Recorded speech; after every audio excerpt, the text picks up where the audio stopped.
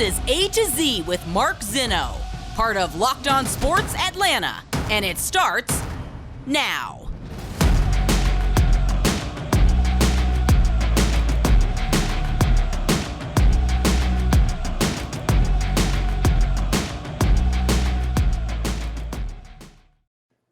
Good afternoon. Welcome to A to Z here on Locked On Sports Atlanta, where today I tell you there's always a plan. Welcome in. We are live here on this Thursday. Appreciate you guys choosing A to Z to start your sports day off right here in the A. Give me a follow on Twitter at Mark Zinno. Of course, you can follow our entire Locked On Sports Network at Locked On ATL.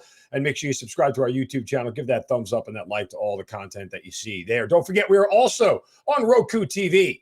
So if you have like a Fire Stick or wherever you get your Roku TV, Locked On Sports Atlanta, all right there. Check us out as well. We've got a lot to get to. Some notes about Georgia as they get set for South Carolina and a possible coaching departure. At least maybe in my head, I could see it happening. And of course, we have the Braves, an off day today as they finish up their series out west, go 4-4.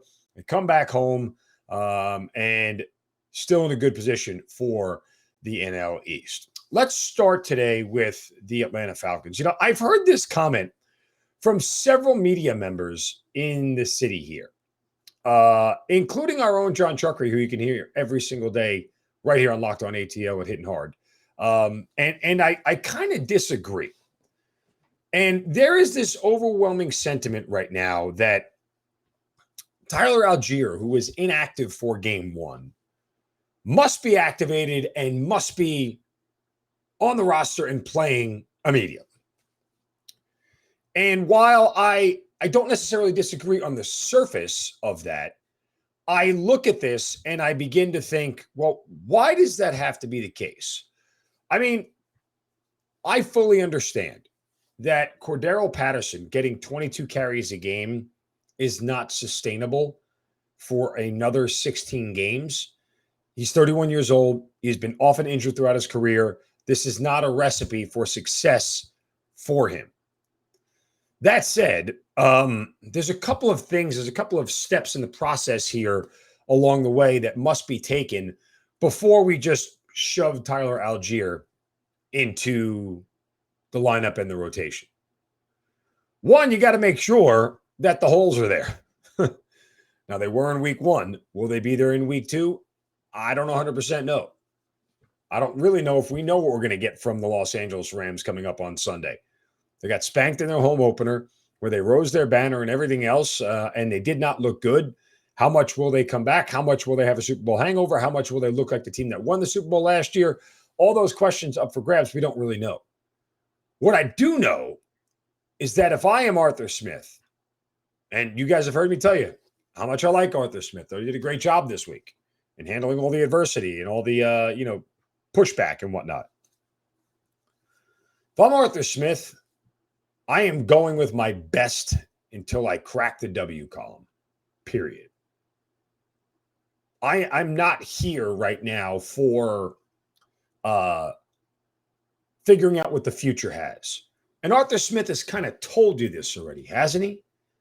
He's kind of told you we're not here to tank. He's kind of told you we're here to be competitive. He's kind of told you that, we're here to win games.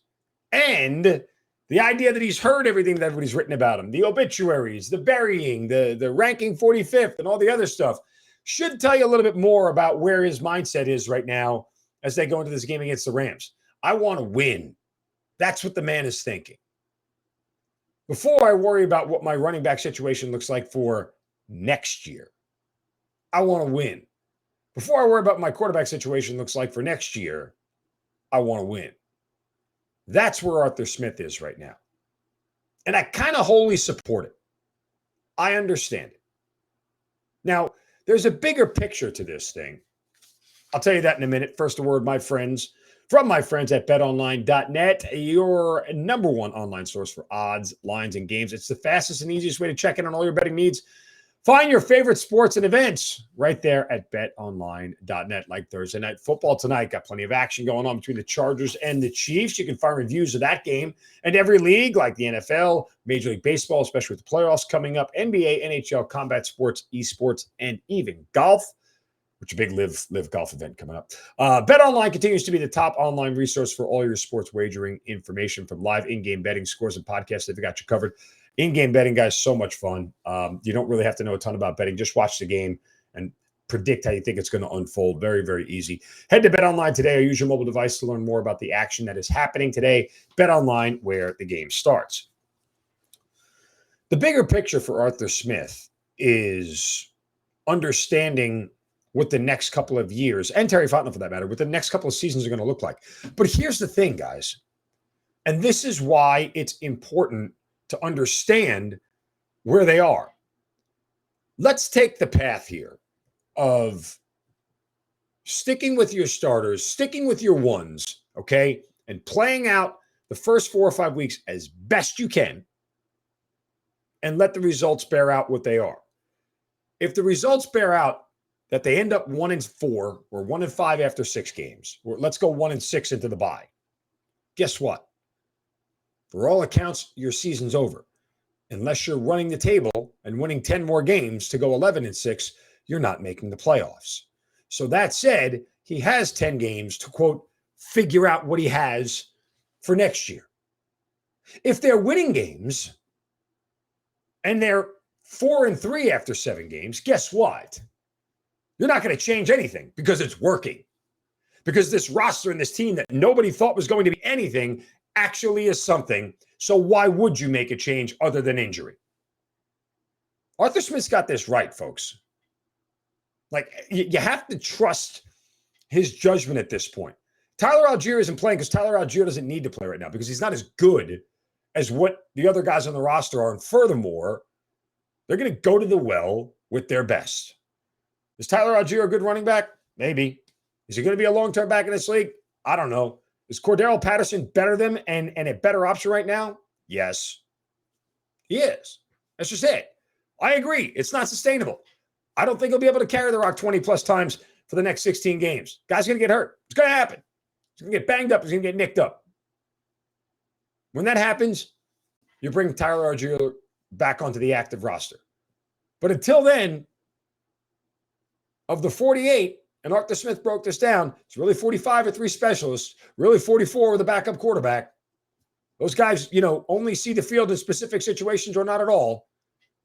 And then you got 22 starters. That leaves you 22 people. You can start breaking this down here very simply. You need at least 3 or 4 extra offensive linemen. Now we're down to 18.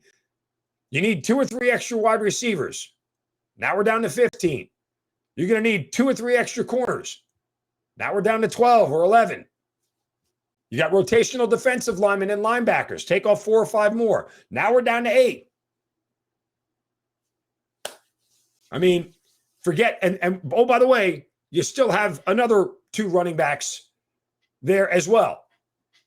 And technically Felipe Franks, who is another quarterback, and an extra tight end. And oh, by the way, they carry like 4 tight ends on game day. So now you're down to 3 or 4 guys. And yes, special teams plays a part in that. Arthur Smith broke that down perfectly for you guys. So I get it. Everybody wants to see what Tyler Allgeier is. Slow it. Because you don't need to know right this minute. Run Patterson until he breaks. See what your record is at that point in time. And play it from there.